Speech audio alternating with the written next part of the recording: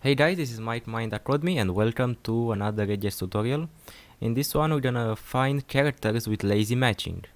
In regular expression, a greedy match finds the longest possible part of a string that fits the regex pattern and returns it as a match. The alternative is called a lazy match, which finds the smallest possible part of the string that satisfies the regex pattern.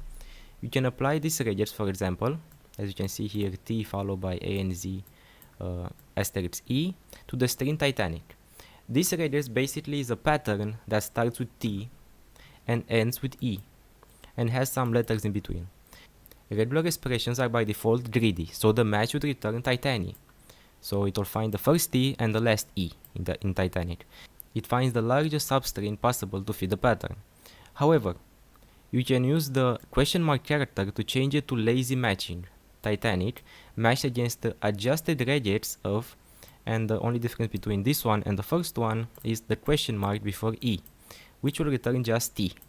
So instead of finding the last E, it will find the first E and will just return the first T and the first E. And now for the exercise, we have to fix the regex to return the HTML tag h1 and not the text h1 winter is coming h1. Remember, the wildcard period in a regular expression matches any character.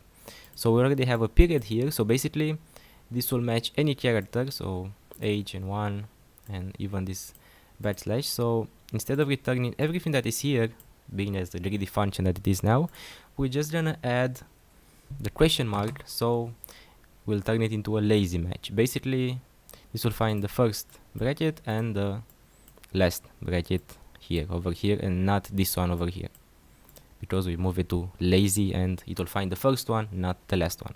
So let's run the test, and you've got this. See you in the next lesson.